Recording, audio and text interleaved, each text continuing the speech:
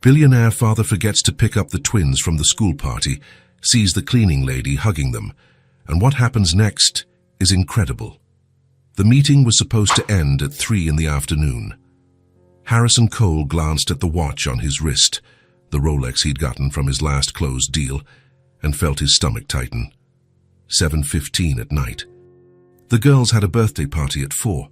"Mr. Cole, about the Chicago contract," the lawyer's voice echoed through the conference room, but Harrison wasn't listening anymore. Through the glass wall, he could see the city lighting up. Down below, people were leaving their offices, heading home, having dinner with their families. He should be at home too. "We can continue this tomorrow," he said, rising from the leather chair. "I need to go." The 5 men around the table exchanged glances. Harrison Cole never left a meeting before it was over. He never left a contract half finished. But today was different. Today, June and Hazel were turning 5. The elevator descended 40 floors in silence. Harrison was punching buttons on his phone, calling home. Ring, ring, ring, nothing. The BMW's tires screeched on the asphalt as it left the parking garage. In traffic, Harrison drummed his fingers on the steering wheel. Red, green, red again. The city seemed to be conspiring against him. When he finally pulled into the mansion's garage, everything was too quiet. The front door opened without a sound. Harrison stepped into the marble foyer and stopped. Where was everyone? Where were the screams, the laughter, the sound of children running? Where was the party? Pink and purple balloons hung from the living room ceiling. A long table was set with colorful plates, cups with straws, and a 2-tiered cake, a golden unicorn on top, surrounded by sugar flowers. The candles had already been blown out. Harrison felt a cold chill run down his spine. "June? Hazel?" he called out, his voice echoing through the empty house. No answer. He took the stairs 2 at a time. The second-floor hallway was dark. The door to the girls' room was slightly ajar, and a soft light spilled through the crack. Harrison pushed the door open slowly. The first thing he saw was blonde hair spread over a woman's shoulder, 2 little heads resting on the chest of a woman sitting in the reading armchair. June and Hazel were fast asleep, still wearing their party dresses, one pink and the other lilac, hugging each other even in the woman's lap. The woman holding them was young, maybe 25, brown hair tied back in a simple ponytail, a calm, makeup-free face. She wasn't wearing a uniform, just jeans and a white blouse. Harrison recognized her. It was the new cleaning lady. Tessa something. She looked up when she saw him standing in the doorway. She didn't say anything, just gestured with her head. Silence. They're sleeping. "How did they get home?" Harrison whispered, the reality hitting him like a slap. Tessa looked at him with an expression he couldn't decipher. "I picked them up from school," she said softly. "You?" "Someone had to." Harrison's world stopped. The party, the girls waiting. He had completely forgotten. "I forgot to pick them up." His voice came out louder than it should have. Tessa gestured for silence again, but Harrison could barely breathe. "They were alone and cold," Tessa said in an even lower voice, adjusting the girls in her lap. "They waited at the school gate for over an hour. The teacher was about to call the police." The words hit Harrison like punches to the gut. June stirred in her sleep, tightening her arm around Hazel's neck, who in turn snuggled closer to Tessa's chest. Harrison swallowed hard. "I was in a meeting and—" "You don't have to explain," Tessa murmured. "So they're okay now?" Harrison looked at his daughters, their messy blonde hair, their faces relaxed in sleep, holding each other as if they were the only safety in the world, and maybe they were. "How was the party?" he asked, though he already knew the answer. "They waited for you to arrive." "They asked for Daddy about 10 times. Tessa shifted carefully, trying to stand up without waking the girls. "When they saw it was getting late, they asked me to save a big piece of cake for you." June mumbled something in her sleep, and Tessa froze. "They made up a song," she continued. "They sang about wanting Daddy to get here soon to sing happy birthday with them." Harrison felt his chest tighten. Tessa managed to stand up, carrying both of them. It was impressive how she could hold both without any apparent effort. The girls remained embraced even in their sleep, their little arms intertwined. She walked to the bunk bed and placed June on the bottom, Hazel on the top, but they didn't want to be separated. "No, June," Hazel murmured, still with her eyes closed, reaching her hand out to her sister. "I'm here," June replied, also sleeping. Holding her sister's hand through the bed rails, Tessa took off their little shoes, covered them with the fluffy blankets. The girls' hands remained clasped. June opened her eyes for a second. "Daddy!" "I'm here, sweetie." Harrison moved closer, kissed her forehead. "I'm sorry I was late." "It's okay," she murmured. "Tessa took care of us." Harrison looked at Tessa, who was putting the shoes away in the closet. "You stayed with them the whole time, ever since I picked them up from school. And the party? They had fun. They sang happy birthday to the unicorn, ate cake, played with their friends." Tessa closed the closet. "But they asked about you until the very end." They left the room in silence. In the hallway, Tessa stopped. "Mr. Cole, can I say something?" Harrison nodded, though he didn't want to hear anything else. "They keep all the drawings they make at school. There's a full folder under June's bed. They're waiting to show them to you." "I'll look at them," he promised. "And when they got home, they ran to your office. They thought you were in there." Harrison remembered the empty office, the desk piled with papers, the chair where he spent more time than anywhere else in the house. "Is there anything else?" he asked. Tessa hesitated. At school, they told their teacher that their daddy was going to take them on a trip. To the zoo again. Harrison remembered. He had promised that months ago. "Tessa, you don't need to explain anything, Mr. Cole. I know work is important." She went downstairs, picked up her bag from the living room sofa. Harrison followed her. "How much do I owe you? For the whole day, for picking them up, for the extra hours?" "You don't need to pay me extra. I'm fond of them." At the door, Tessa turned one last time. "Mr. Cole, they were worried you wouldn't like the cake. They said they chose the unicorn because they knew Daddy would think it was pretty." The door closed. Harrison stood in the foyer, listening to the silence of the house. The same silence as always, only tonight it felt different, heavier. He went back to the living room where the party had happened. The little plates were washed and stacked. The balloons gathered in a corner. The cake was on the table, untouched, with a note stuck to it. "For Daddy, happy birthday to us, June and Hazel." The handwriting was crooked, that of a 5-year-old. There were hearts drawn on the edges. Harrison sat on the sofa, the note in his hand. For the first time in a long time, he couldn't think about any contracts, any meetings, any projects. All he could think about were the 2 little girls sleeping upstairs, holding on to each other because it was the only security they had. The 2 little girls who had waited at the school gate until someone, a stranger, came to pick them up. He had forgotten his own daughters. Again. Harrison rested his head in his hands. How had he gotten to this point? When had he stopped being a father to become just the man who paid the bills? When had the girls stopped trusting that he would show up and started clinging to each other for protection? The worst part was how natural Tessa was, the way she had held them both, how she had handled everything, how she had spoken about the girls, as if taking care of them was the most natural thing in the world, and it should be for him too.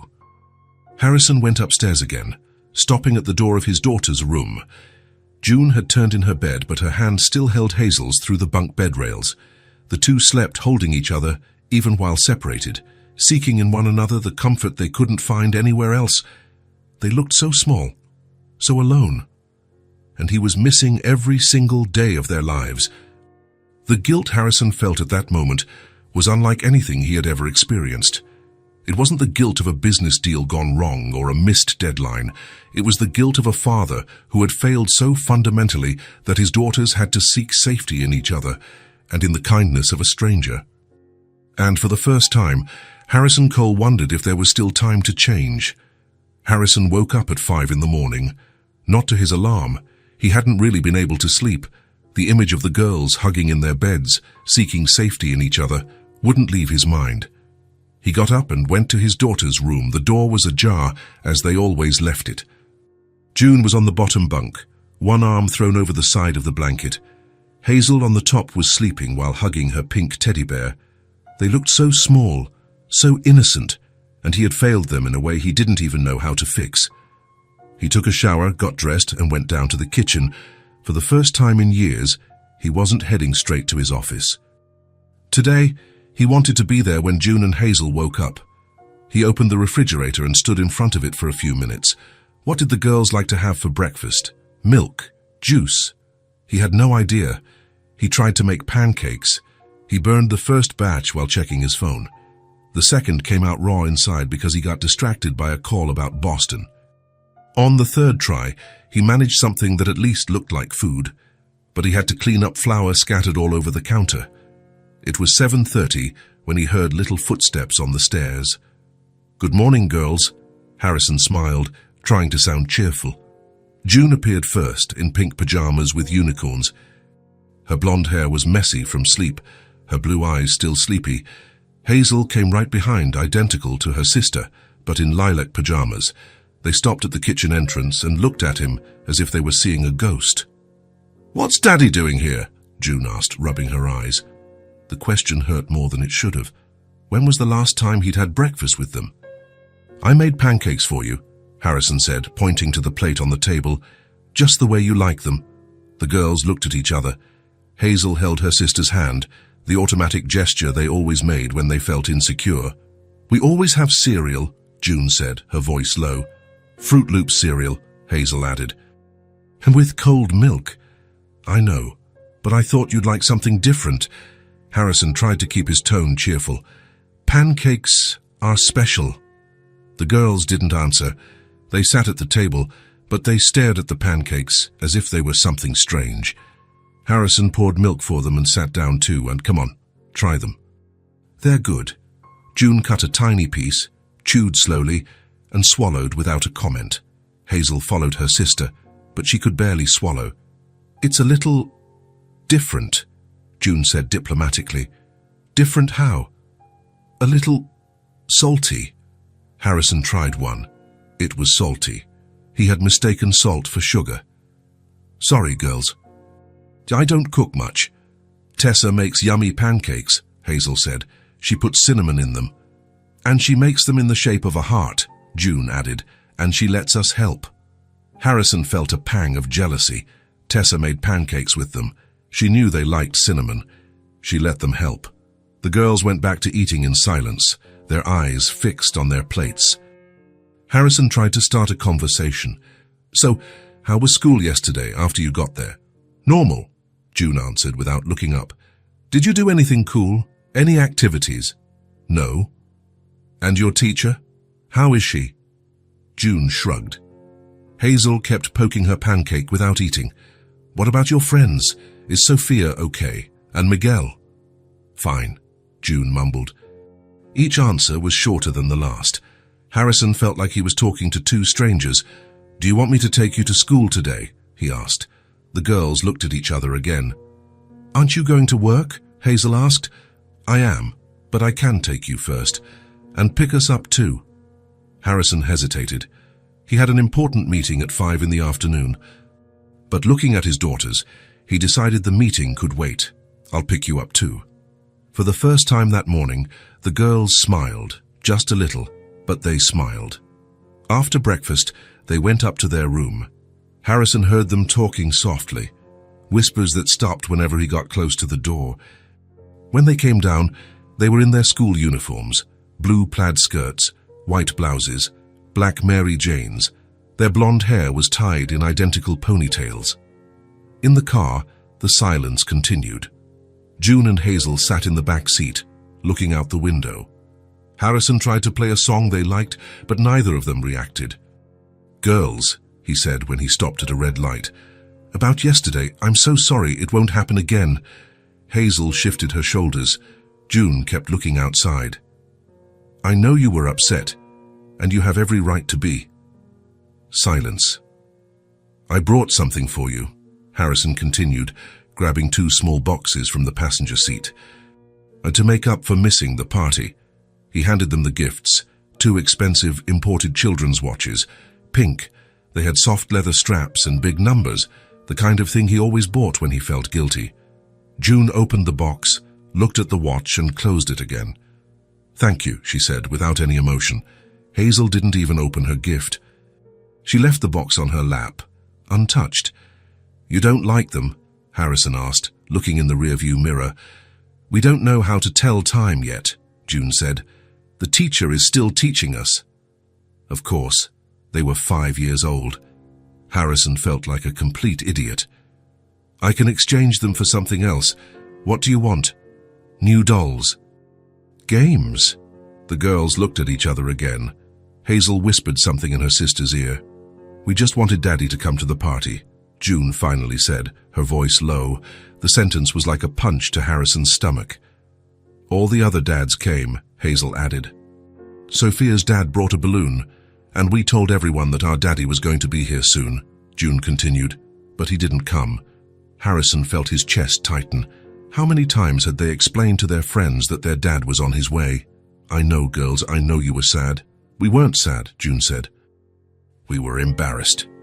The words cut deeper than anything Harrison had ever felt. They arrived at the school in silence. Harrison stopped in front of the gate and got out to open the door for the girls. They got out of the car, grabbed their backpacks, and walked toward the entrance without looking back. "Bye, girls," Harrison called out.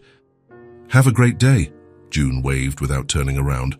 Hazel pretended she didn't hear. Harrison was about to get back in the car when he saw a familiar figure walking down the sidewalk. Tessa, with a backpack on and a coffee cup in her hand. She waved at him and Harrison waited. "Good morning, Mr. Cole. How are they today?" "A little distant with me," Harrison admitted. "I tried to make pancakes, brought them gifts, but they barely spoke to me." Tessa nodded, as if she already expected that. They get like that when they feel hurt. It's their way of protecting themselves. "And how long does it last?" "It depends," Harrison was about to ask. "Depends on what?" When he saw June and Hazel running across the schoolyard, they had seen Tessa. "Tessa!" June shouted, running with her arms wide open. "Hi, Tessa!" Hazel shouted too, running after her sister. They both threw themselves into Tessa's arms as if they hadn't seen her in weeks. Tight hugs, huge smiles, the excited voices Harrison hadn't heard at breakfast. The transformation was instant. The same girls who had barely spoken to him were now laughing non-stop. "Hi, beautiful girls," Tessa laughed, hugging both of them at once. "How are you? Did you sleep well?" "We did," June said excitedly. "And Daddy made pancakes today, but they were kind of weird. He put salt in them instead of sugar," Hazel added, laughing. "They were salty." "Oh, really? What an adventure." Tessa laughed too. "It happens to everyone. I made a chocolate cake with salt once." "Really?" the girls asked in unison. "Really?" "It was awful. But we learn from our mistakes, right?" Harrison watched the scene from the other side of the fence. In 2 minutes, Tessa had achieved what he couldn't during the entire breakfast, make the girls smile. And more than that, she had turned his mistake into something normal. "Tessa, we made something for you," Hazel said, digging into her backpack. She took out a carefully folded piece of paper. It was a drawing made with crayons. "Look at this." Tessa unfolded the paper. Harrison could see from where he was. 3 figures drawn with childish lines. A girl with yellow hair, June, another girl with yellow hair, Hazel, and a taller woman with brown hair, Tessa. The 3 of them were holding hands, with a bright yellow sun shining above and colorful flowers all around. "That's me, June, and you," Hazel explained, pointing to each figure. "In our family." Harrison felt the ground disappear from under his feet. In the drawing, there were only 3 people. He wasn't there. "How beautiful, girls," Tessa said, genuinely moved. "This is the most beautiful drawing I've ever received in my life. Do you really like it?" June asked anxiously. "I love it. I'm going to keep it forever. Can I put it on my fridge at home?" "You can," they both answered together. "We made another one too," Hazel said, "for you to take home." She took another paper from her backpack. "The same drawing, but with different colors. Now you have 2, June said proudly. 2 drawings of our family," Hazel added. The girls laughed and hugged Tessa again. The school bell rang.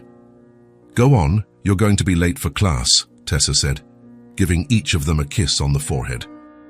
"I'll see you later." "Are you going to pick us up?" Hazel asked, hopefully. If your daddy lets me." The girls looked at Harrison on the other side of the fence.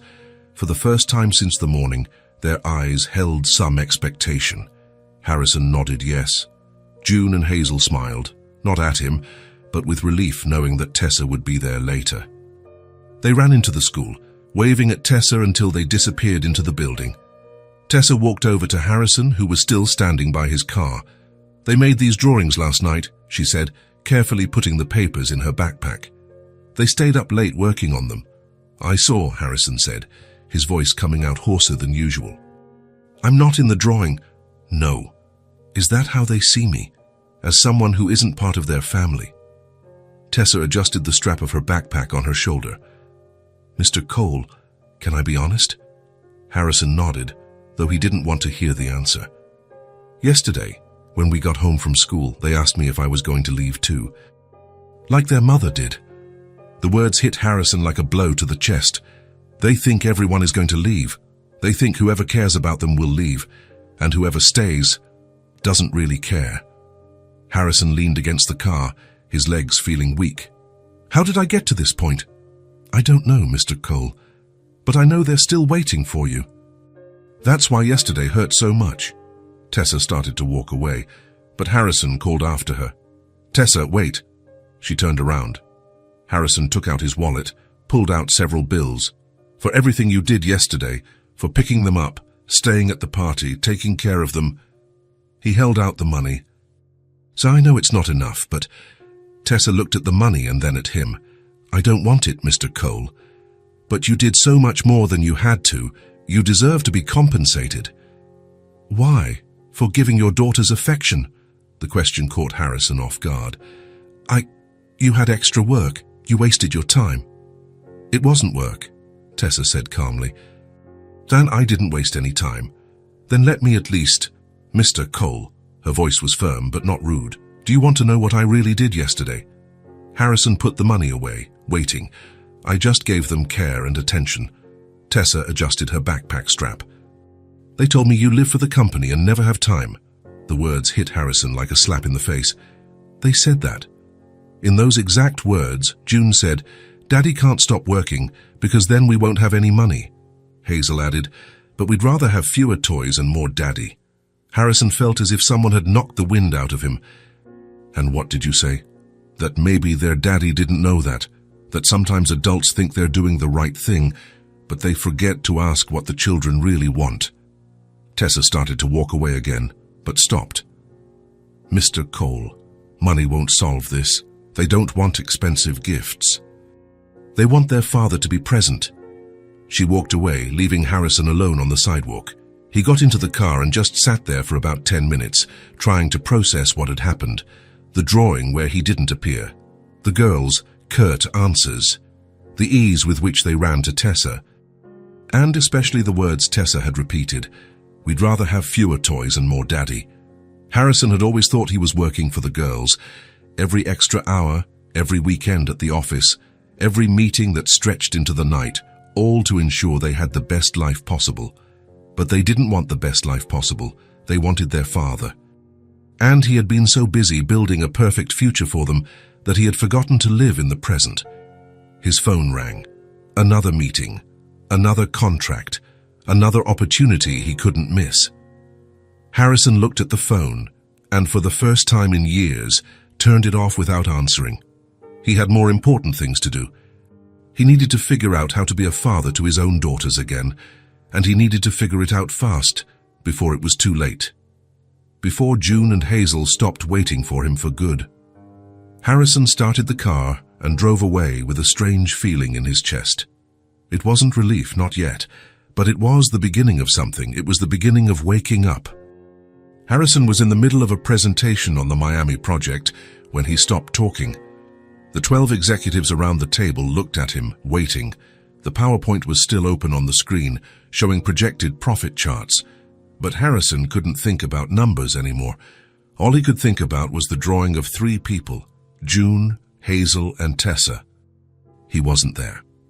"Mr. Cole," the company lawyer tried to get his attention, "you were talking about the construction costs." Harrison closed his laptop. "The meeting is over." "But sir, we still have to..." It's over. Harrison stood up, grabbed his jacket. Reschedule for next week. Next week? But the deadline. Next week, Harrison repeated, walking out of the room. In the elevator, he called his secretary. Linda, cancel everything on my schedule for today. Everything. Mr. Cole, you have the meeting with the investors at 3i, then cancel everything. And for the next few days, block off 2 to 6 in the afternoon. Every day. May I ask why? Harrison looked at his reflection in the elevator mirror. When was the last time he had left the office before 7 at night? I have more important commitments. 40 minutes later, Harrison was standing in front of the girls' school. It was 2:15 in the afternoon, way too early for school to be out. But he had called the front office and made up a doctor's appointment, the first lie he'd told to get out of work, and he felt good about it. He waited in the courtyard with other mothers and fathers. Some looked at him curiously. Harrison Cole never showed up there during the day. It was always the cleaner who picked up the girls. When the bell rang, Harrison felt a knot of nervousness in his stomach. What if they didn't want to go with him? What if they preferred to wait for Tessa? The doors opened. Children ran out in all directions. June appeared first, as always. She scanned the courtyard for someone, and when she saw Harrison standing there, she stopped walking. Hazel bumped into her sister. Why did you stop? Where's... She saw Harrison too. The two of them stood frozen at the door, holding their backpacks, not understanding what was happening. Harrison walked over to them. Hi, girls. I came to pick you up. But it's not time yet, June said, confused. School doesn't end until 3. I know. I asked for you to leave early. Why? Hazel asked. Because I thought we could spend the rest of the day together. Just the 3 of us. The girls looked at each other. It was the look they always exchanged when they didn't know what to expect. Doing what? June asked. Whatever you want. The park, ice cream, playing. Harrison knelt in front of them, getting to their level. How about it? June chewed on her lower lip, what she always did when she was thinking, and you're not going to work? Not today. Not even on your phone? Harrison took his phone out of his pocket and turned it off in front of them. Not even on my phone. For the first time in days, the girls smiled at him. The park was 10 minutes from the school. Harrison didn't know parks like that still existed, with chain swings, metal slides, and wooden seesaws. Everything was a bit old, but well maintained. Do you know how to push a swing, Daddy? June asked, running ahead. I think so, Harrison said. It's been a while since I've pushed one out, but I'll try. Tessa pushes really high, Hazel commented. Until we can touch the tree with our feet. Harrison felt that familiar pang of jealousy but tried to ignore it. Then I'll push even higher. June sat on the swing, holding onto the chains. Harrison stood behind her and gave the first push. Harder, Daddy! He pushed harder. June laughed, throwing her head back. My turn, Hazel shouted, running to the swing next to her. For half an hour, Harrison pushed them both on the swings. They laughed every time they went higher, shouted harder when he slowed down, and competed to see who could go further. Harrison couldn't remember the last time he had heard them laugh like that. Daddy, come see, June called from the slide. I can go down upside down. Me too, Hazel shouted, already sliding down on her stomach. Harrison ran over to see. The two of them slid down together, landing in the sand, laughing. Be careful, girls, he said, helping them up. You could get hurt. We always do it like this, June said, brushing sand off her clothes. It's more fun. And Tessa lets you. Tessa slides down with us, Hazel said. She's brave.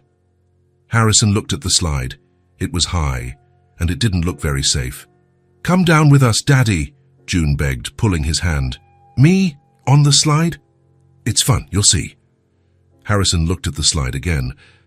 When was the last time he had done something just for fun? Okay, he said, taking off his jacket. But if I break something, you're the ones explaining it to my secretary. The girls laughed and ran to the ladder. Harrison climbed up behind them, feeling ridiculous. A 42-year-old man climbing a park slide. But when he slid down, with June in his lap and Hazel screaming with joy beside him, Harrison understood why they loved it so much. It really was fun. They played for 2 hours, swings, slide, seesaw, the monkey bars.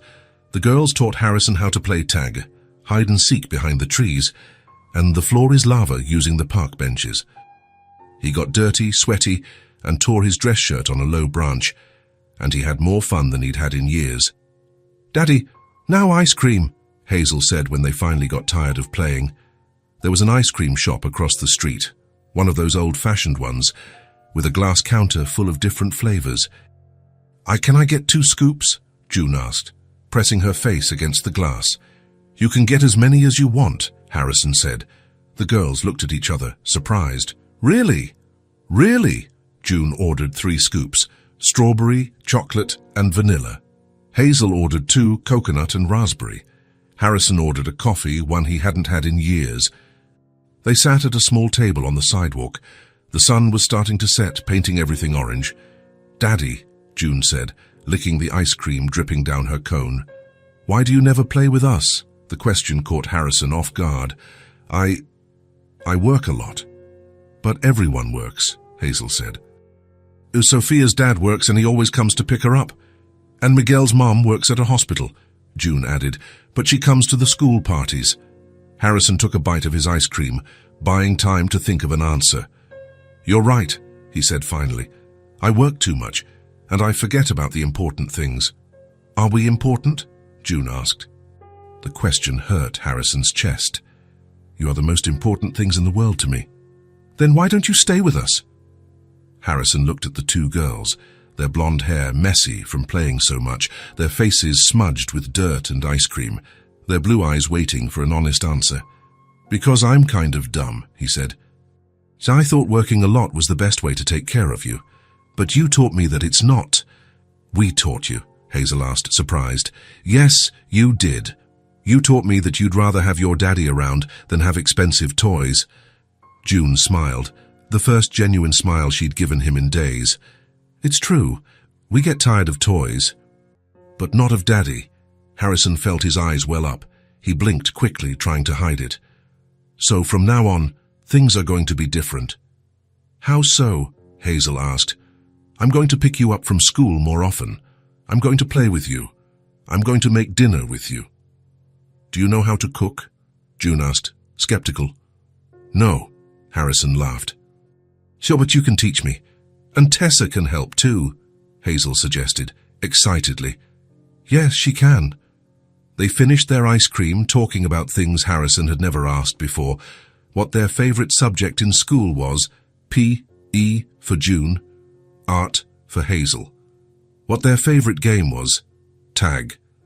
What kind of pet they wanted, a dog, they both agreed. Basic information that any father should know, and Harrison was finding it out little by little. In the car, on the way home, June asked the question Harrison had been expecting. "Daddy." "Yes, sweetie." "Is it going to happen again?" Harrison looked in the rearview mirror. June was in the back seat, holding her sister's hand. "What, honey?" "This day." Playing together, getting ice cream, talking. Harrison stopped at a red light and turned to look at them. "Yes, it will. Many times." "Promise?" Hazel asked. "I promise." "Really promise?" June insisted. "You won't forget when you have an important meeting." Harrison felt the weight of the question. How many promises had he already broken? How many times had he said he would be home early and arrived late? But this time was different. This time he understood what really mattered. "I really promise," he said, looking into both their eyes. "From now on, you are my most important meeting." The following weeks were unlike anything Harrison had ever experienced. For the first time in years, he left the office at 5:30 in the afternoon every day. He would get in his BMW and drive to the girls' school, always arriving about 10 minutes before the bell rang. At first, June and Hazel still seemed surprised when they saw him there, as if they expected him to disappear at any moment, but slowly they got used to it. And they started running to him too. At home, the routine changed completely. Harrison helped with homework, discovering that June was good at math and Hazel had a knack for writing. He tried to cook dinner, burning a few things in the process, but learning others. The girls became his cooking teachers. "No, Daddy, the pasta goes in like this," June would show him, stirring the boiling water with a wooden spoon. "And you have to add salt," Hazel would add, throwing a pinch into the pot. Harrison discovered that cooking with his daughters was more fun than any business meeting. The house, which used to be as quiet as a museum, began to come alive. Laughter in the kitchen when a recipe went wrong, music on the radio during dinner, conversations in the living room after the girls finished their homework. "Daddy, tell us about when you were a kid," June would ask, sitting on the sofa next to him. "What did you play?" Hazel would ask, curious. Harrison discovered that talking about his own childhood was a way to reconnect with the child inside him and with the children in front of him. On weekends, they would go on adventures. To the zoo. This time, Harrison actually went with them, saw the monkeys, fed the ducks. They visited museums where the girls ran between the artworks asking questions about everything. "So why doesn't that lady have any arms?" Hazel asked, looking at the Venus de Milo. "And why does that man look so angry?" June wanted to know, pointing to a Roman bust. Harrison didn't know the answers, but he discovered that not knowing was also fun. They would make up stories together. The biggest change happened at bedtime. Before, Harrison only went up to the girls' room to say goodnight when he got home before they fell asleep. A quick kiss on the forehead and goodbye. Now he read them stories. "Which one do you want to hear tonight?" he would ask, sitting in the chair between the two beds. "The one about the brave princess," June always requested. "No, the one about the nice dragon," Hazel would protest. "How about a new story?" Harrison would suggest, "one that I'll make up right now." And he would invent stories about twin princesses who saved entire kingdoms, fought nice monsters, and always won because they were together. The girls would fall asleep smiling. One night, as Harrison was going downstairs after putting the girls to bed, he heard them talking. "June," Hazel's voice in the dark. "What? Daddy's different, isn't he?" "Yeah, he plays with us now. And he makes that funny voice when he tells stories. And he burned the eggs yesterday." June giggled softly. "But at least he tried." "Yeah. At least he tried." Harrison paused on the stairs, listening. "June?" "Yeah? I think we have a real daddy now." "I think so too." Harrison went down the rest of the stairs with a tight feeling in his heart. But not from sadness. From something he hadn't felt in a long time. Happiness. From having come home. From being a father again. The house that was once silent was now full of voices, the smells of home-cooked food, the sound of children playing, drawings stuck to the refrigerator, little shoes scattered by the entrance, life. And for the first time since his wife had died, Harrison Cole truly felt at home. The absent father was coming back one day at a time. Harrison was just finishing tying June's shoe when he heard the front door open. "Hi, girls," Tessa's voice echoed through the hall. "Tessa!" June and Hazel shouted at the same time, dropping everything and running downstairs. Harrison followed, more slowly. He found Tessa in the middle of the living room, being hugged by the two girls as if she were family. And maybe she was. In recent days, since Harrison had started spending more time at home, Tessa had become more than the cleaning lady. She would arrive in the morning and help the girls get ready when Harrison needed to leave early. She would stay late when he got home late. She cooked, played, helped with homework. It was as if she had always been part of their routine. "Daddy's taking us to the new park," June said excitedly, hopping from one foot to the other, "the one with the big toys." "And then we're going to eat burgers," Hazel added, making exaggerated gestures. "Do you want to come with us?" Tessa looked at Harrison, hesitant. She was wearing faded jeans and a light blue blouse, her hair in a simple ponytail. Nothing special, but there was something about her that made Harrison pay attention. "Oh, I don't know, girls. Your dad wants to spend time with you." "But we want you with us too," June insisted, holding Tessa's hand. Harrison watched the scene, Tessa trying to back away, being polite, the girls begging her to come along, clinging to her, and him. He wanted her to come too. The realization caught him by surprise. When had he started to enjoy her company? When had her presence become so necessary? "Want to come with us?" Harrison asked, before he could change his mind. The girls really like you. Tessa blinked, surprised. For a second, Harrison saw something different in her brown eyes. Hope. Maybe. I don't want to intrude. You won't be intruding at all, Harrison said, and he was sincere. Actually, it would be nice to have you along. You understand kids better than I do. Please, Tessa, June begged, making that face no one could resist. Please. Hazel imitated her sister, clasping her hands as if she were praying. Tessa laughed. That soft, genuine laugh that Harrison had grown to love hearing around the house. It was a sound that made everything lighter. Okay, she said, smiling, but only if it's really not an inconvenience. It's no inconvenience at all, Harrison assured her. And it wasn't. The idea of spending the afternoon with Tessa and the girls felt right, natural. As if it was how it was always supposed to be. The new park was on the other side of town. During the drive, Harrison listened to the girls chattering in the back seat with Tessa in the middle of them. Tessa, have you ever been on those rides that spin super fast? June asked, gesturing. I have, but a long time ago. When I was little, about 20 years ago. 20 years, Hazel exclaimed, as if it were an eternity. And you didn't get dizzy. I did. One time I got off and fell right on the ground like a sack of potatoes. Tessa laughed, making exaggerated gestures. My mom laughed so hard she cried. Said I looked like a penguin trying to walk. The girls laughed loudly, and Harrison found himself smiling too.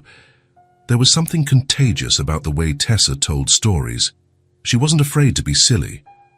Harrison glanced in the rearview mirror. Tessa was telling another story with her hands, making different voices for each character. The girls were laughing, clinging to her, their eyes shining. There was something about her that made people feel at ease, a genuine simplicity that Harrison wasn't used to seeing. In his world, everyone was always trying to impress. Tessa was real. At the park, Harrison discovered that watching Tessa with the girls was like watching a masterclass in naturalness. She wasn't afraid to get dirty. When June wanted to play in the sandbox, Tessa sat right down in her light jeans and helped build elaborate castles. When Hazel asked her to climb on the playground equipment that swung in every direction, Tessa climbed up without hesitation, screaming along with them. Come on, Daddy, June called from the top of the giant slide. Come play with us. Harrison looked at the equipment. It was high, very high, and there were several kids lining up, some looking at him curiously. I don't think adults can fit there, sweetie. Of course they can, Tessa said, already climbing the stairs without fear. I'll go with you. Only scaredy cats are afraid. And she really did go up. Harrison watched her slide down the giant slide with June in her lap, both of them screaming and laughing like children. Tessa's hair flew up, and she had a huge smile on her face, a smile of pure joy. Hazel went right after, alone, but also screaming with joy. Your turn, Daddy! Tessa shouted from the bottom of the slide, her hair completely messy. You can't just stand there watching? Harrison looked around. Several people were watching. Some mothers smiled at him. A man in a suit climbing on playground equipment wasn't something you saw every day. But then he looked at his daughters, at Tessa, at the three of them waiting for him with genuine expectation in their eyes, and he climbed. The climb up was embarrassing. Harrison felt ridiculous. The slide down was terrifying and fun at the same time. He reached the bottom, laughing like he hadn't laughed in years, his suit all wrinkled. Daddy came down, June shouted proudly, clapping her hands, and he didn't break anything. Hazel added, laughing. Tessa laughed too, extending her hand to help him up. When her fingers touched his, Harrison felt something strange, a warmth that shot up his arm. See? It's not so scary, she said, still holding his hand. For a moment, with her hand in his, Harrison felt something stir in his chest. Something he hadn't felt in a very long time, something like hope. He looked into Tessa's brown eyes, at her sincere smile, at the natural way she cared for him and the girls, as if taking care of them was the easiest thing in the world, and he realized he was in trouble, big trouble. After the park, they went to the diner the girls had chosen. One of those old-fashioned American ones, with red vinyl booths, posters on the wall, and milkshakes served in giant glasses. "Can I order fries?" June asked, looking at the laminated menu. "And a chocolate milkshake," Hazel added, already drooling. "You can order whatever you want," Harrison said, still a little dazed by his confused feelings. Tessa ordered a simple chicken sandwich and juice. Harrison ordered a hamburger but could barely eat. He was too busy watching how Tessa cut the French fries into smaller pieces so Hazel could eat them better, how she wiped June's mouth when the ketchup dripped, how she laughed at the silly jokes the girls told as if they were the funniest things in the world, how she did all of this effortlessly, naturally, as if taking care of the girls was instinctive for her. "Tessa," June said in the middle of the meal, her mouth full of fries, "why did you never get married?" Harrison almost choked on his soda. "June," he scolded, clearing his throat, "you don't ask that." "It's okay," Tessa laughed, seemingly unbothered. "It's because I never found the right person." "What do you mean, right person?" Hazel asked, curious, stirring her milkshake. "You know when you find someone who makes you feel at home, safe, happy just being near them?" Tessa spoke softly, but Harrison caught every word. The girls shook their heads, not quite understanding, but Harrison understood perfectly. And he felt his chest tighten in a way he didn't know if it was good or scary. "What about you, Daddy?" June turned to him, still chewing. "Are you going to get married again?" The question caught Harrison completely off guard. He glanced at Tessa, who turned red and started fiddling with her napkin. I don't know, sweetie. I haven't thought about it." The lie came out naturally. "But if you did, it would have to be with someone nice," Hazel said seriously. "Someone who really likes us. And who knows how to make pancakes," June added practically. "And who isn't afraid to play. And who is really pretty, not just with makeup," Hazel completed. Harrison looked at Tessa, who was getting redder and redder. She was exactly all of that and more. "Yeah," he said softly, his eyes fixed on her. "It would have to be someone very special indeed." On the way back home, the girls fell asleep in the back seat, exhausted from so much playing. Tessa was silent, looking out the window.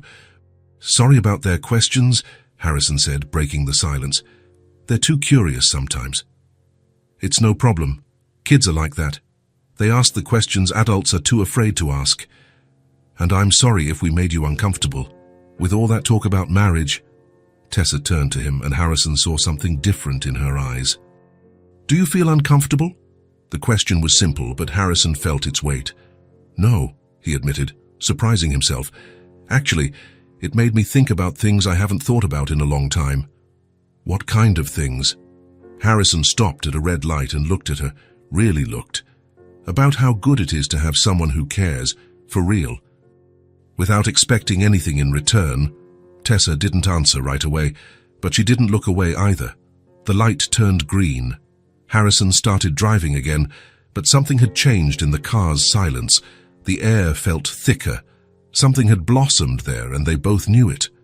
In the following weeks, Tessa started coming to the house in a completely different way. She was no longer just the cleaning lady who stayed a few hours and left. She would arrive early in the morning and often only leave after dinner, when the girls were already asleep. She helped Harrison in the kitchen, played with the girls in the living room, watched movies with them on the sofa. It was as if she had become part of the family without anyone noticing exactly when it happened.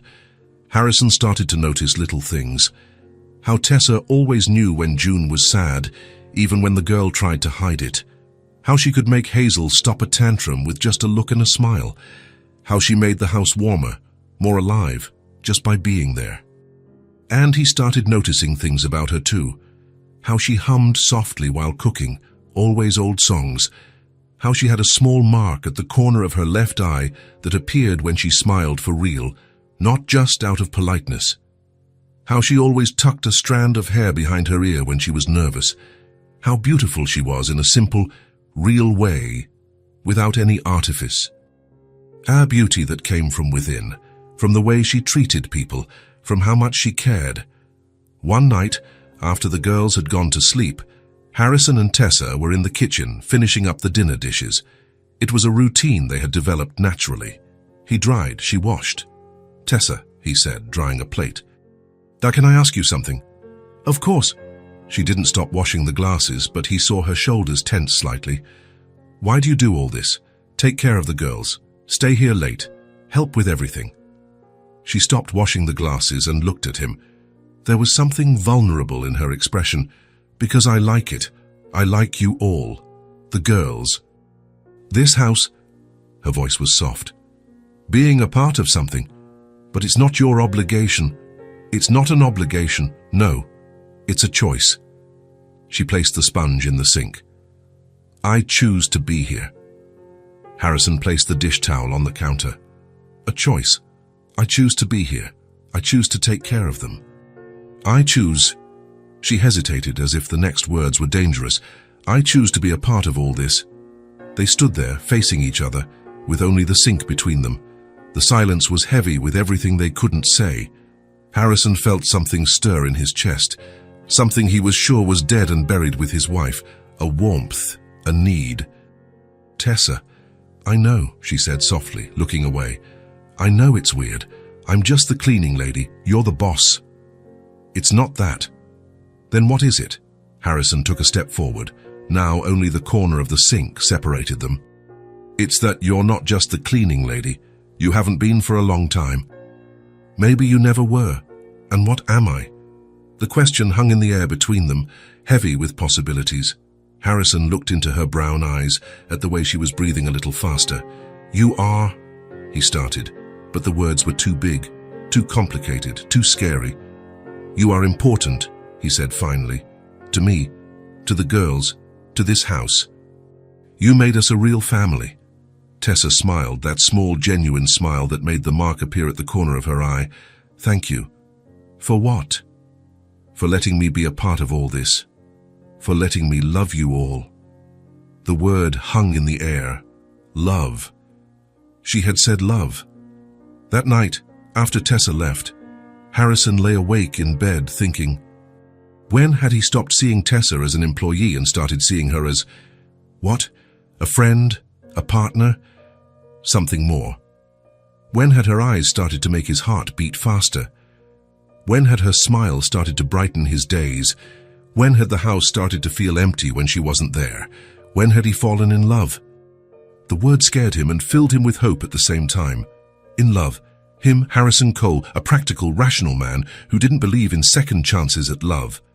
But that's what was happening. Tessa was awakening something in him that he was sure was dead. Something he thought he would never feel again. The ability to love again. To trust again. To imagine a different future. A future with laughter in the kitchen. With someone who knew the names of all the girls' teddy bears. With someone who made him want to be a better man. Harrison looked at the dark ceiling of his room, listening to the silence of the house. But it wasn't the empty silence of before.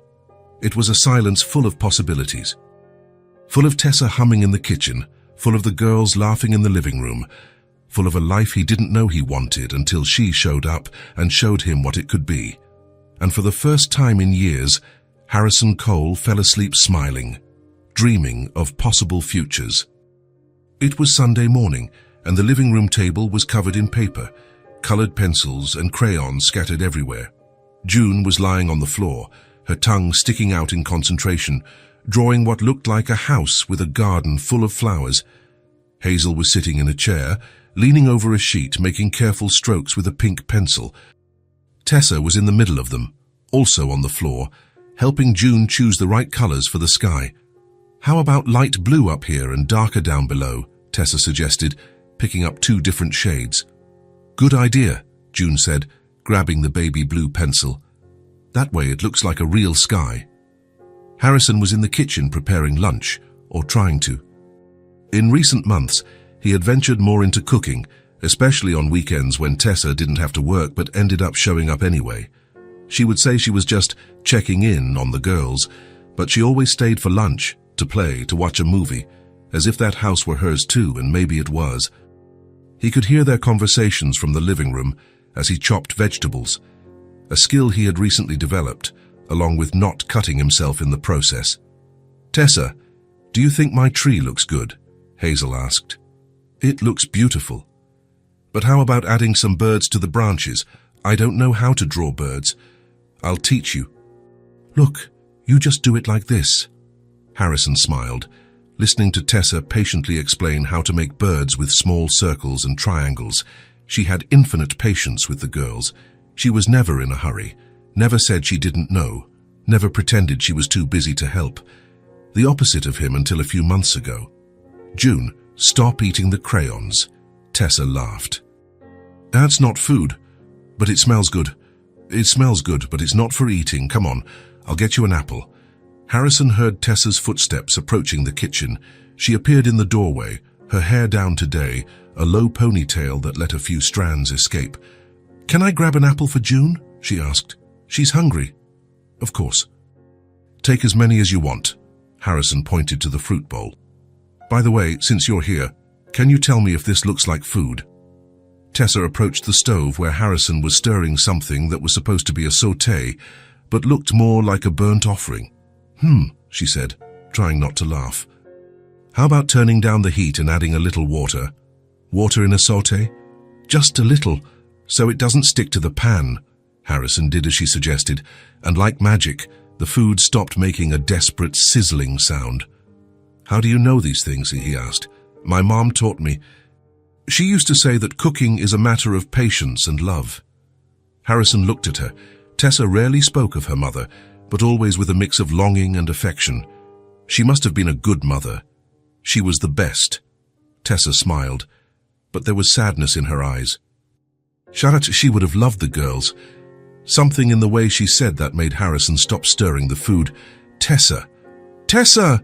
June shouted from the living room. "Come see! I finished my house!" "I'm coming!" Tessa shouted back, grabbing the apple. "We'll talk later," she said to Harrison, heading back to the living room. Harrison continued cooking, but now he was paying more attention to the conversations in the living room. There was something different in the girls' tone today, more intimate, as if they were sharing secrets. "Tessa, can I ask you something?" June's voice, soft. "Of course, sweetie." "Would you like to have children?" Harrison stopped stirring the sauté. That was a question he had never asked, but had always wondered about. "Why do you want to know?" Tessa responded with another question. "I just want to know." "I would, yes. I've always wanted to have a family." "Then why don't you have one?" Harrison moved closer to the kitchen entrance, trying to hear better without being seen. "Sometimes things don't happen when we want them to," Tessa said gently. "But you know what I've discovered." "What?" "That family isn't just about who you're born with. Sometimes family is who you choose to love." There was a silence. Harrison could imagine the girls processing this information. "Tessa," Hazel's voice, more serious than usual. "We miss having a mum." Harrison felt his heart ache. They had never said it so directly before. "I know, my love," Tessa said softly. "It's normal to miss her." "But you take care of us like a real mom," June added, her voice choked with emotion. The silence that followed was thick. Harrison leaned against the kitchen wall, his chest tight. "Oh, come here, you two," he heard Tessa say. He imagined her opening her arms, the girls throwing themselves into her embrace. He imagined the three of them together, in the middle of the living room full of drawings, comforting each other. "I love you both so much," Tessa said, her voice also choked up. So much." "We love you too," June murmured. "You're never going to leave, right?" Hazel asked, and Harrison heard the fear in his daughter's voice. "Not if you don't want me to." "We don't. Ever." Harrison closed his eyes, leaning against the kitchen wall. The tears came without warning, not of sadness, but of something much more complex, relief, gratitude, and a deep understanding that hit him like a lightning bolt. They had already accepted her. June and Hazel weren't just playing family with Tessa. They weren't just having fun with a cool adult who had the patience to play with them. They had chosen her. Just as Tessa had said, family is who you choose to love. And his daughters had chosen Tessa as their mother. The realization hit him with a force that left him breathless. All the times he had seen the girls run to Tessa at school. All the times they had asked if she would be home when they got there. All the drawings where she appeared as part of the family. They weren't waiting for him to decide anything. They had already decided. The question wasn't whether Tessa could be a good stepmother. The question wasn't whether they would accept her into the family. The question was whether he would have the courage to make official what was already happening. Harrison wiped his eyes with the back of his hand and went back to the stove. The sauté was perfect, not burnt or stuck. Maybe he was finally learning to cook. Or maybe he was finally learning other things too. "Daddy," June called him from the living room. "Come see our drawings." "I'm coming," he replied, turning off the heat. When he entered the living room, he found the three of them still hugging on the floor, surrounded by colorful paper. Tessa's eyes were red, but she was smiling. "Look, Daddy," Hazel showed him her drawing. "I drew our family." Harrison took the paper. There they were, the four of them, him, June, Hazel, and Tessa, but this time he was in the drawing, all holding hands, with a huge sun above and hearts flying around. "It's beautiful, sweetie." "And I drew our house." June showed him hers. With a big garden for us to plant flowers." In the drawing, the house had 4 windows, one for each of them. On the front door, there were 4 stick figures, the complete family. Harrison looked at Tessa, who was watching him look at the drawings. There was a silent question in her eyes, a hope she tried to hide, but that he could see clearly. "They're the most beautiful drawings I've ever seen," he said, sitting on the floor beside them. "Can I make one too?" "You can," the girls said in unison. Harrison took a blank sheet of paper and started to draw. He wasn't good at art, but it didn't matter. He drew 4 figures holding hands with a house behind them and a blue sky above. But in the corner of the paper, he wrote something the girls' drawings didn't have, the Cole family. And underneath, in smaller letters, "Complete." When he finished, he showed it to them. "Wow," Tessa sighed. "It's beautiful." "It's our real family," June said, beaming. "Forever," Hazel added. Harrison looked at Tessa over the girls' heads. She was crying again, but smiling too. He understood that he didn't need to say anything, not yet, but the decision was already made. His daughters had chosen, and he was choosing too. The Cole family was, finally, complete. It was a Thursday night, and the house was steeped in that good kind of quiet that only comes after a full day. June and Hazel had played in the yard until they were exhausted, eaten spaghetti with tomato sauce, Harrison's latest specialty, and watched a Disney movie in the living room. Now they were both fast asleep on the big sofa, leaning against each other, covered with the crochet blanket Tessa had brought from her home a few weeks ago. Harrison was in the armchair next to them, reading some work reports, but actually watching his daughters sleep more than paying attention to the numbers on the tablet screen. Tessa was at the other end of the sofa, with the girl's legs on her lap, holding a cup of chamomile tea in her hands. She was wearing a grey wool sweater and jeans, simple clothes that somehow made her even more beautiful in Harrison's eyes. The silence between them was comfortable. They didn't need to talk all the time. In recent months, they had developed this quiet intimacy of people who feel at home in each other's company. "Tired they're growing up so fast," Tessa murmured softly, adjusting the blanket over Hazel. "It feels like just yesterday they were those scared little girls I found crying at their birthday party." Harrison smiled, closing the tablet. "You changed them. You changed us." "I think you all changed me," Tessa said, taking a sip of her tea. "Size, I don't even remember what my life was like before you." There was something different in her tone of voice tonight, a melancholy that Harrison wasn't used to hearing. "Tessa, is everything okay?" She was silent for a moment, looking at the sleeping girls. "It's been 3 years today," she said finally. 3 years since what?" "Since my mum died." Harrison felt his chest tighten. Tessa rarely spoke about her mother, but always with great affection. He knew they had been very close, but he had never asked for details about how she had died. "I'm so sorry. You hadn't told me. I don't like to talk about it. But today, I don't know. Maybe it's because of the girls. They make me think of her a lot." Tessa took another sip of tea, her eyes lost in memories. She would have loved June and Hazel. She always said she wanted to be a grandmother one day. Harrison leaned forward in the armchair. "What was she like?" "She looked like me," everyone said. Small, brown hair, big eyes. Tessa smiled, but there were tears in her eyes. But her personality was completely different. She was brave, decisive, never afraid to try new things. "And who do you take after then?" Harrison asked, trying to lighten the mood. "My dad, probably. He died when I was little, but my mom always said he was cautious, that he thought a lot before acting." Tessa paused, fiddling with her cup. Sometimes I think too much." "About what?" She looked at him, as if deciding whether she should keep talking. "About what I could have been, what I could have done." Harrison waited. Something important was coming. "I started studying elementary education in college," Tessa said, her voice low.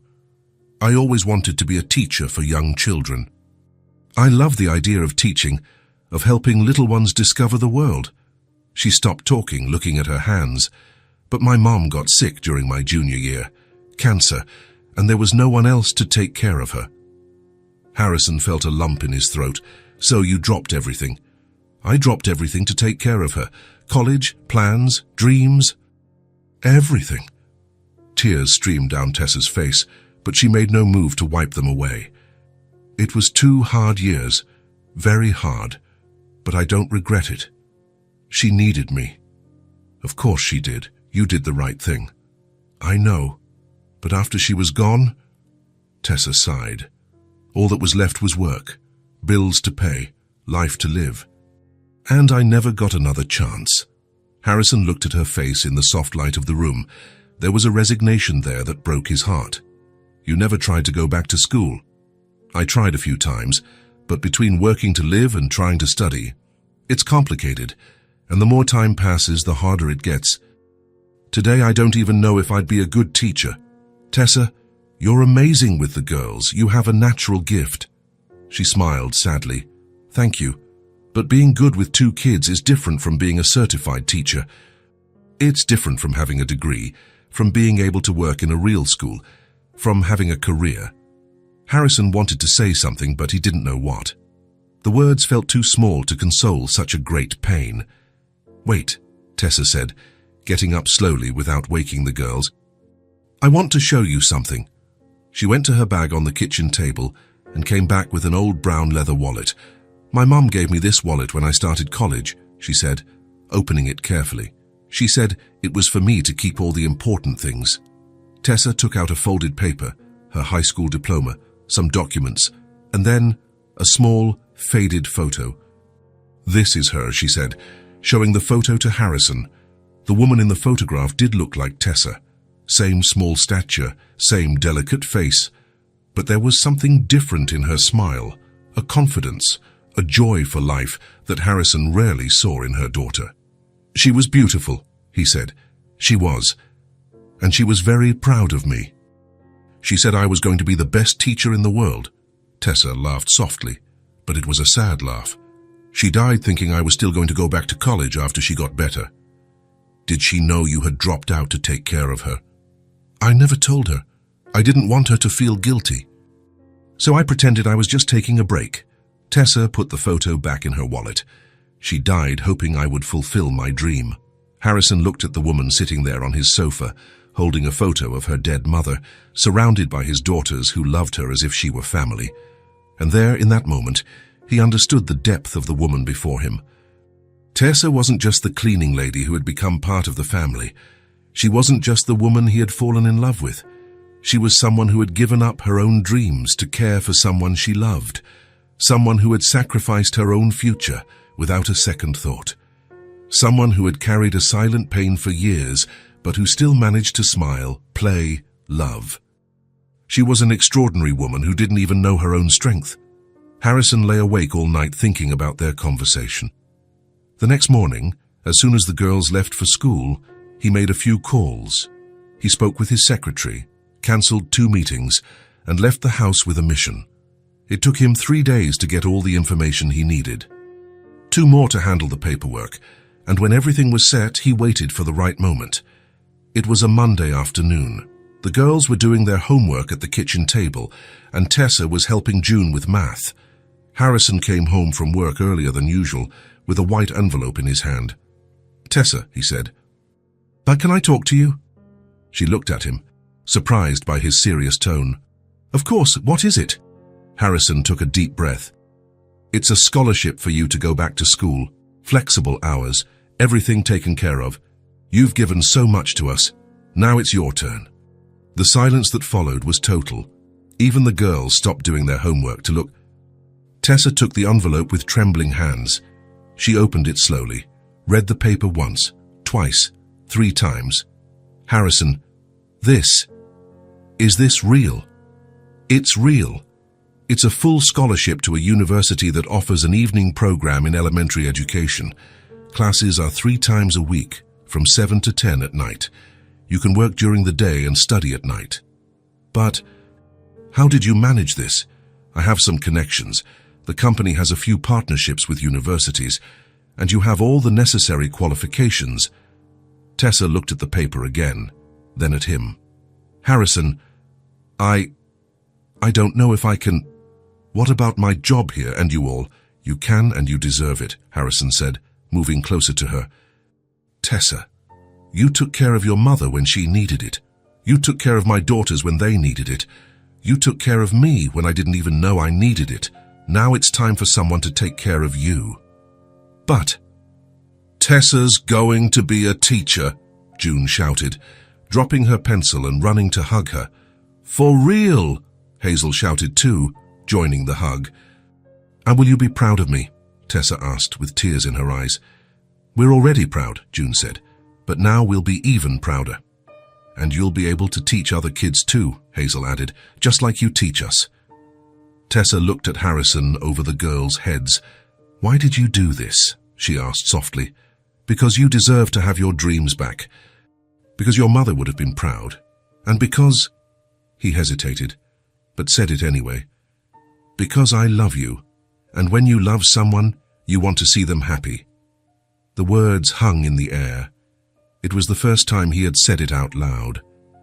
Tessa closed her eyes, still holding the scholarship paper, still being hugged by the girls. "I accept," she said finally. "I accept. Yay!" the girls shouted together.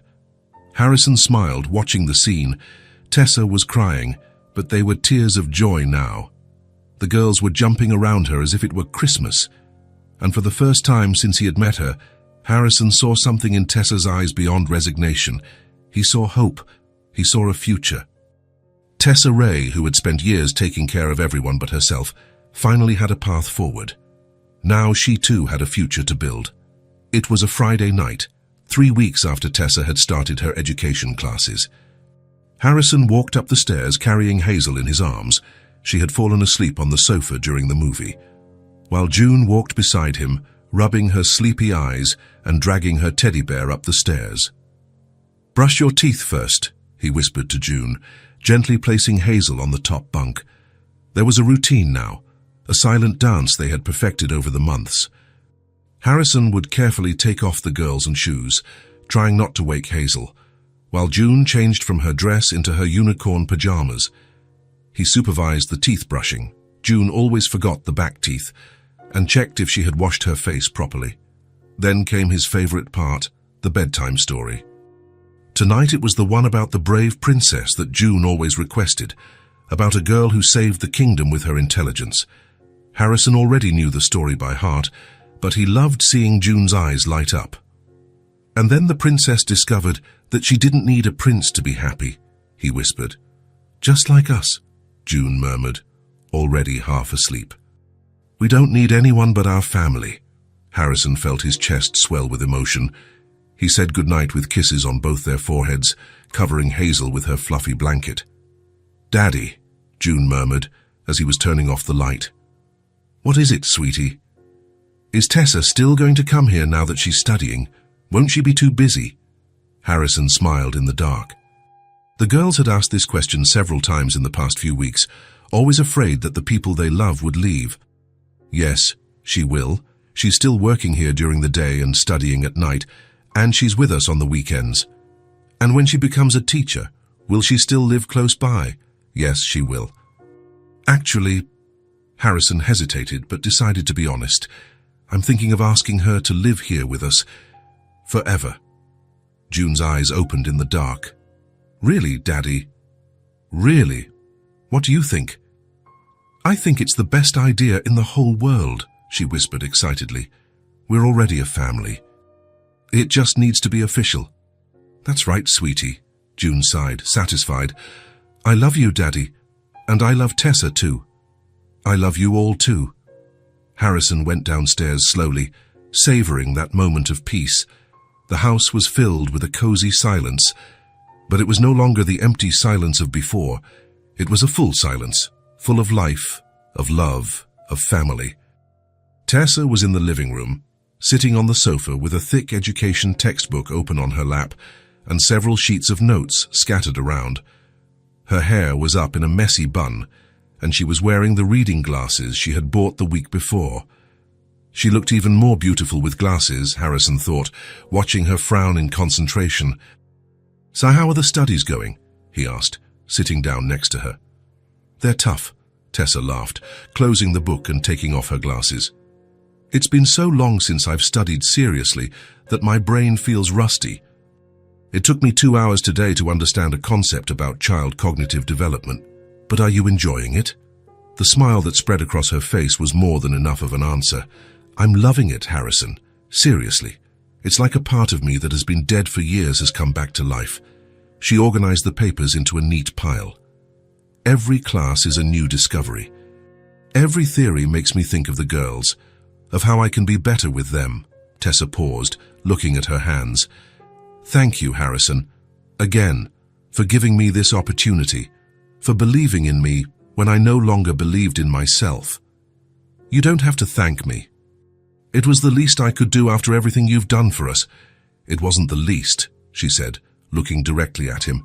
It was extraordinary. You've completely changed my life. Tessa was silent for a moment, nervously fiddling with her pen, a habit Harrison had learned to recognize. Sometimes I still can't believe all of this is happening. College, this family, you... She paused. It feels like a dream. I'm afraid I'll wake up and find out none of it is real. Harrison watched her delicate profile in the soft light of the room. Tessa was different since she had started studying. There was a renewed energy in her, a growing confidence that wasn't there before. Tessa, he said, his voice more serious. Yes, can I talk to you about something important? She turned completely towards him, a little worried by his solemn tone. Of course, what is it? Harrison took a deep breath. He had rehearsed this conversation in his head for weeks, but now the words seemed too small. It's time for us to move forward, he began. Tessa blinked, confused. What do you mean? Move forward to where? The two of us. This situation we've created, this invisible line we've been pretending exists. It's time to talk about it for real. The silence that followed was tense. Tessa placed her pen on the sofa and waited. How about we start over together? Harrison asked, looking directly into her brown eyes. For real, this time. Start over how? As us, as a couple, as a complete family, as people who love each other and aren't afraid to admit it. The words came out all at once, and Harrison felt as if he had jumped off a cliff. Harrison, let me finish, he said, leaning forward, taking her hands. The girls already like you.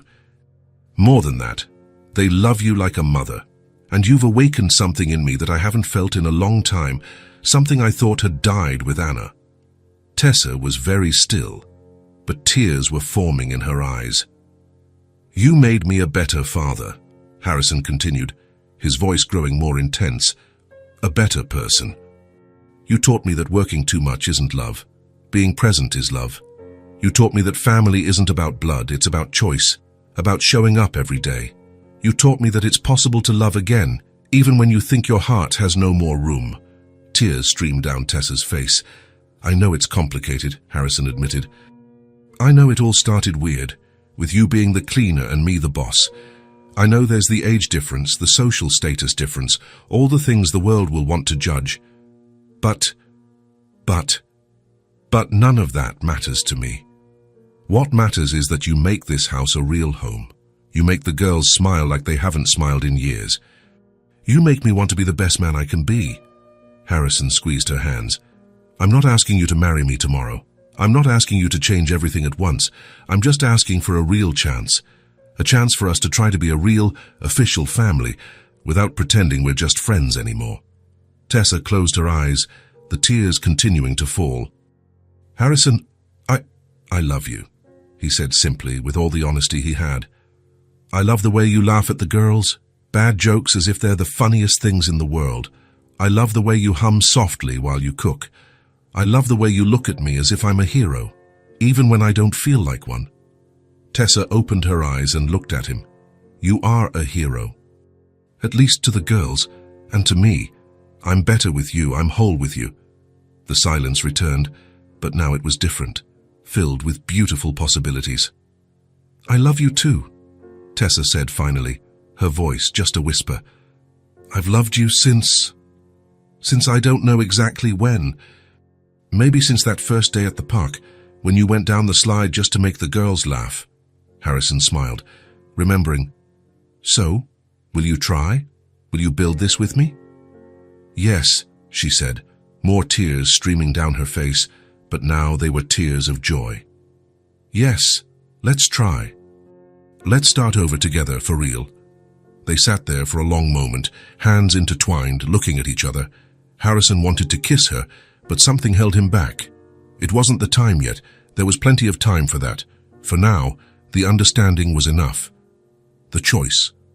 The conscious decision that they would build this together. Slowly. With love. The girls are going to be ecstatic when they find out, Tessa laughed softly. They already know, I think. They were just waiting for us to figure it out. Kids are smart like that, more honest than adults. Harrison laughed too. Much smarter than us. They talked until almost midnight that Friday, about expectations and fears, about how they would make it work. About the future, the possibility of Tessa officially moving in, about marriage maybe one day, about the family they already were and the family they could become. When Tessa finally went home, it was still too early for her to sleep there. Harrison stayed up a little longer, looking out the living room window. Outside, the city slept under a starry sky. But inside his house, something new was officially being born. 3 weeks later, on a sunny Saturday morning, Harrison was having coffee when Hazel came running down the stairs, still in her pajamas. "Daddy, Daddy, I made a new drawing," she shouted, nearly tripping on the stairs. She was holding a sheet of white paper, her blue eyes shining with excitement. "Here's, let me see, sweetie." Hazel proudly held out the drawing. It was similar to the others, but there was something different. 4 figures holding hands. Her, June, Tessa, and Harrison, all with huge smiles drawn on their faces. But this time, there were more details. A big house behind them, colorful flowers, and in the top corner, a giant yellow sun, also smiling. "How beautiful, Hazel, tell me about it." "Our family," she said, as if it were obvious. "Now we're a real family, not just a pretend one." Just then, Tessa came in through the back door. She had arrived early to help with weekend breakfast. June came down the stairs too, still in her pajamas, rubbing her eyes. "Tessa, look at my drawing," Hazel shouted, running to show her. Tessa took the paper and examined it carefully, that small, genuine smile spreading across her face until it was radiant. "It's perfect, my love, the most beautiful one I've ever seen." "Now we're a family," Hazel repeated, clinging to Tessa's waist. "We've always been a family," June said, joining the hug. "It's just official now. Daddy and Tessa already talked about it." Harrison approached the 3 women in his life, looking at the drawing over the girls' heads, feeling his heart overflow. "The complete Cole family," he said softly. Tessa looked at him over the blonde heads, and Harrison saw everything he needed to see in her brown eyes. Unconditional love, deep gratitude, bright hope, a future full of possibilities. He reached out his hand and she intertwined her fingers with his without hesitation. "We always were," he said softly, just for her to hear. "We just didn't know it." Tessa smiled, not that small, careful smile from before, but a full, radiant smile, full of pure joy. "Now we know." Harrison looked around the sunny kitchen. June was clinging to Tessa's leg, already asking to help make Saturday pancakes. Hazel was proudly sticking the new drawing on the fridge next to all the others. Tessa was laughing at something June had said, her loose hair falling over her shoulders. The house was completely full of happy voices, spontaneous laughter, vibrant life, full of unconditional love. Harrison Cole had lost a wife too young and had almost lost his daughters too, drowning in work and loneliness. But he had found something he didn't know he was looking for. He had found a real second chance, a new family built on conscious choices, a new, mature and deep love. He had found Tessa Ray, and together, with patience and care, they had built something beautiful and lasting, a family that chose to love each other every day, a family born not of chance or blood, but of constant care, of invested time, of the daily decision to show up, to be present, to love without reservations. It was an imperfect, patched-up family, different from what any of them had planned, but it was theirs, and it was, finally, complete. If this story touched your heart, subscribe to the channel and turn on notifications so you don't miss the next ones. Leave a like, because it helps this story get recommended to more people. See you in the next story.